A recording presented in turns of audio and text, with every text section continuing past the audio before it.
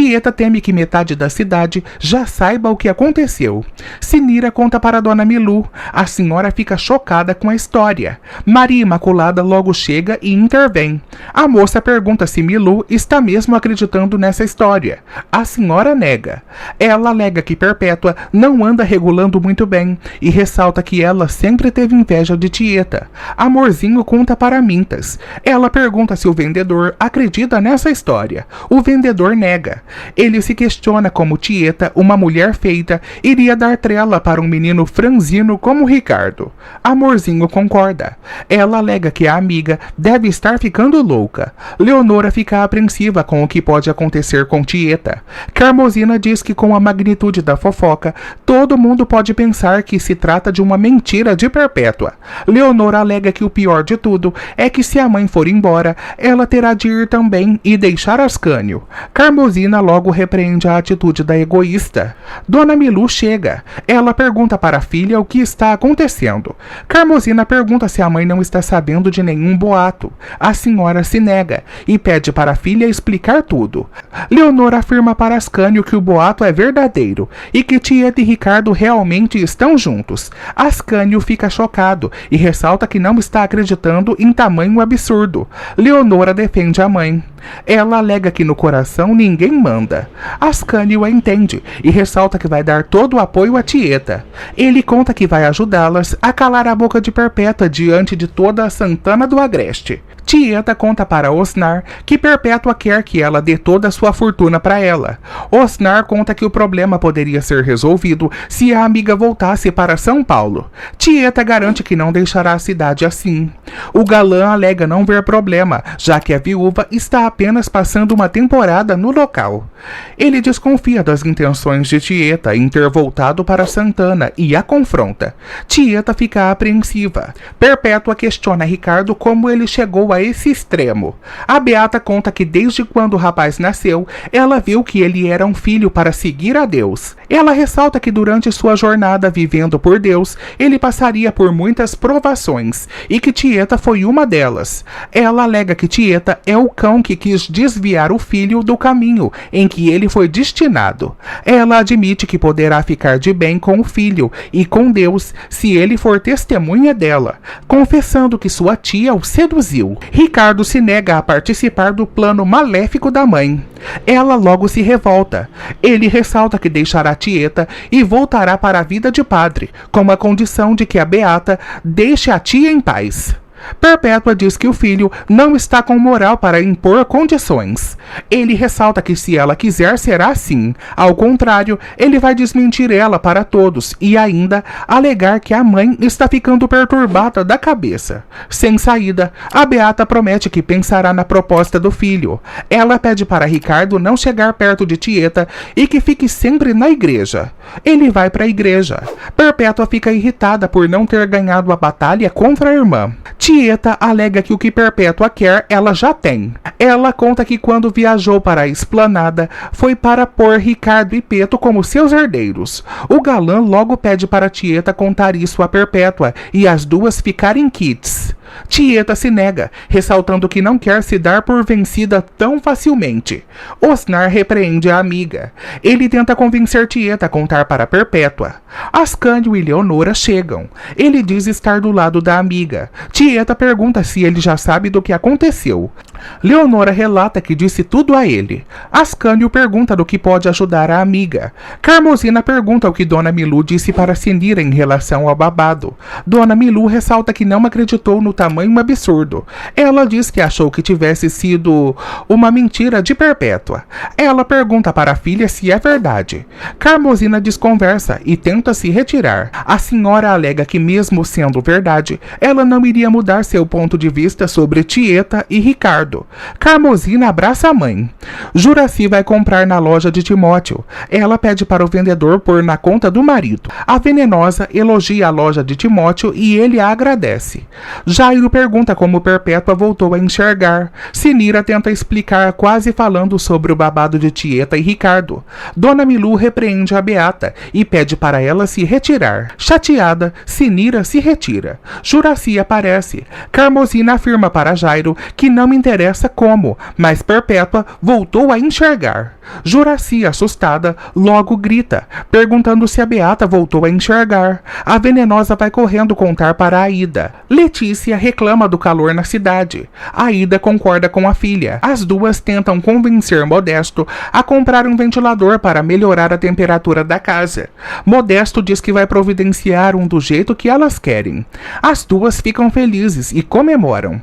Padre Mariano lastima a amargura de Perpétua. Ele conta que tamanha inveja possa estar mexendo com a cabeça da Beata. Cosme garante que essa crise da malvada acabará passando. O padre pergunta para Ricardo como Tieta está. Tieta confessa para os amigos que está arrasada com toda essa situação. Vendo o companheirismo de todos, ela admite que agiu muito mal em condenar os moradores da cidade para a sua vingança. Ela fica motivada com as pessoas que estão do seu lado e garante que está na hora de mudar sua opinião sobre Santana do Agreste. Timóteo vai dar a notícia para Elisa, que Perpétua já está enxergando. Contente, a moça resolve visitar a irmã. Juraci conta para Dário e Laura sobre a recuperação da Beata. Percebendo sua inconveniência, a venenosa resolve sair de cena.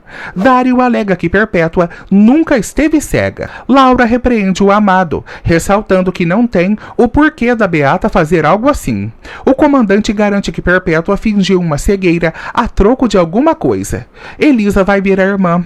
Ela pergunta como tudo isso aconteceu. Quase contando a história da irmã com seu filho, Cosme a interrompe. Desconversando sobre o assunto, ele garante que a Beata está traumatizada e precisa se recuperar direito. Ele retira a moça da casa de Perpétua. A Beata acaba sacando que o jovem sabia de tudo. Ela supõe que Cosme acobertava os dois. Cosme alega que sabe também da proposta que Ricardo fez para a Beata. Ela pergunta o que Cosme acha disso. Ele diz que seria uma boa Perpétua aceitar, já que senão, ela poderá ser tida como louca na cidade. Só depende dela. Perpétua fica pensativa. O coronel ressalta que a cegueira de Perpétua foi apenas uma façanha da Beata para conseguir alguma coisa. Marcolino pergunta se o amigo já tomou uma decisão sobre a proposta de Rosalvo com o Mangue Seco. Arthur pede para chamarem o Carioca, pois ele quer ter uma conversa. Aida comenta sobre a cura de Perpétua para Carol. Ela alega que milagres existem, pois Aida foi um em sua vida. Aida agradece a gentileza da moça e pergunta se ela está usando a máquina que ela deu. Carol diz que sim e que logo estará fazendo roupas para vender. Tieta pergunta por Ascânio e Leonora. Osnar responde que os dois saíram. Tieta diz que nesse momento difícil arrumou um amigo como Osnar. Ele pede para a viúva ir conversar com Perpétua sobre seu testamento. Tieta fica em dúvida. Rosalvo vai para o banco. Bebê chega e conta que Arthur está chamando um amigo na prefeitura. Mirko relembra de quando o coronel se desfez dele. A expressão de rancor se espalha pela face dele. Arthur fala para Rosalvo e Bebê que não irá voltar atrás com Ascânio de jeito nenhum. Os dois tentam convencer o bode velho, porém, ele com sua ignorância não aceita outras opiniões. Ele pede para os cariocas darem um recado para o próprio Mirko ir para Santana do Agreste e conversar com ele sobre o assunto. A Beata, rezando, insinua que terá que desinfetar a casa após a saída da irmã. Tieta, sem meias palavras, alega que fez um testamento deixando toda a sua fortuna para Ricardo e Peto, antes mesmo da malvada a ter ameaçado. Perpétua duvida do ato da irmã. Tieta joga os papéis no chão para que a vilã veja. Bebê e Rosalvo confrontam Arthur. Eles alegam que a vontade de Mirko é que Ascânio seja o único fornecedor de notícias sobre o projeto para Santana do Agreste e ninguém mais. Eles contam que quem irá perder é somente a cidade, pois se eles não querem essa evolução, outra cidade próxima há de querer. Eles vão embora, deixando o coronel irritado. Indignado por ter sido contrariado, o coronel pede para chamarem Marcolino e Modesto para deliberarem sobre o assunto. Perpétua lê os papéis um por um. Tieta alega que o documento comprova que os seus sobrinhos serão os seus únicos herdeiros de sua fortuna. Perpétua ainda fica desconfiada. Ela pede para a irmã não se aproximar mais de Ricardo. Tieta compreende o pedido de Perpétua, pega o cajado de seu pai e vai embora. Perpétua fica pensativa. Osnar e Carmosina sentem pena de Tieta. Eles relatam o medo que Tieta anda tendo de que Perpétua a expulse da cidade novamente. Eles se perguntam como Tieta subiu na vida em São Paulo. Carmosina alega que não deve ter sido nada fácil para a amiga. Ela relata que Tieta é cheia de sentimentos bons e que não merecia passar por isso. Osnar concorda. Ele acredita que ainda terá muita confusão envolvendo as irmãs Esteves. Carmosina fica apreensiva. Sinira vai avisar Perpétua que a Marinette já está funcionando e caso ela precise de alguma coisa, ela se dispõe a ir buscar. Com raiva, Perpétua insulta Sinira. A Beata expulsa a amiga de sua casa. Sinira se retira. Amorzinho e Dona Milu assistem ao programa de Assuntinha Ferreira. A apresentadora responde perguntas anônimas sobre o relacionamento das suas telespectadoras. Amorzinho julga Assuntinha, alegando que a apresentadora anda muito oferecida, dando conselhos. Dona Milu não gosta da Beata interrompendo toda hora a moça na TV. Jairo chega. Ele alega que sua Marinette já está consertada e pronta para pegar a estrada. Na igreja, Cosme acredita que agora ele e Ricardo voltarão para os velhos tempos em que eles eram devotos somente a Deus. O amigo pede para Ricardo esquecer tudo o que aconteceu depois da chegada de Tieta. Ricardo se nega, ressaltando que não vai poder esquecer da relação que teve com a tia. Cosme tenta o consolar. Padre Mariano chega. Ele pede para Ricardo conversar com a mãe antes que ela perca seu juízo e saia contando mentiras na cidade. Ricardo resolve ir embora, alegando que irá conversar com a mãe. Tieta conversa com Leonora sobre o testamento que ela fez. Leonora alega que a mãe está dando muito dinheiro para os seus sobrinhos. Tieta alega que Perpétua deve estar rezando para que Deus diminua seu tempo na terra para ela pôr as mãos no dinheiro. Perpétua reza. Ricardo chega. Ele alega que fez tudo o que a mãe pediu e nem olhou para a casa de Tieta. Perpétua ressalta que aceita a proposta do filho. Ele pede que, em troca, ela não persiga mais Tieta. A Beata informa que a Marinette de Jairo já está pronta e que ele irá embora ainda hoje, sem se despedir de Tieta. Ele se retira inconformado. Perpétua logo sai também. Arthur conta para Modesto e Marcolino a decisão que tomou. Os amigos alegam que ele agiu mal. O bode velho não entende, já que foram os dois que o influenciaram a tomar uma atitude. Marcolino relata que era para o amigo ter agido com mais cautela. Ele pede para Ascânio entrar novamente no projeto, para Mirko achar que ganhou nesse round. Porém, Marcolino alega ter uma ideia para conseguir se infiltrar nas instalações da fábrica. Arthur e Modesto perguntam qual é. Carolina pergunta para Aida se o plano delas dará certo. Aida confirma que sim. Ela conta que cuidou muito da amiga e que nunca a decepcionou. Ela conta que irá dar tudo certo nesse plano das duas. Carol fica contente. Arthur e Modesto rejeitam a ideia de Marcolino. Ele havia dado a ideia de venderem o mangue seco. Modesto dá outra ideia. Ele alega que se comprarem os terrenos do herdeiro e venderem para a fábrica seria mais lucrativo.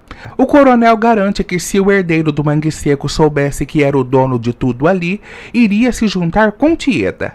Marcolino cogita a possibilidade de que o herdeiro não seja quem eles acreditam que é. Ele dá a ideia deles criarem um suposto herdeiro das terras e vendê-lo como fornecedor das informações. Arthur e Modesto gostam da ideia.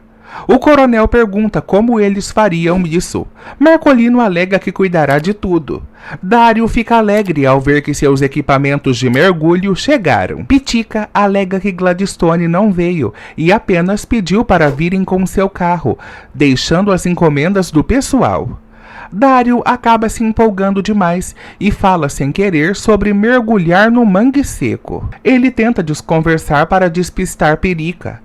Laura pede para Dário ir conversar sobre as últimas notícias do mangue seco na cidade. Perica comenta sobre o distanciamento de Ascânio com o comandante. Ele e Laura ficam desconfortáveis. Ascânio vai conversar com o coronel. Ele alega que por ser uma pessoa tranquila e bondosa, fará de Ascânio o fornecedor de notícias novamente. Ascânio fica contente, mas ele alega que mesmo assim, continua com sua vontade de fazer as pessoas votarem contra ou a favor do projeto.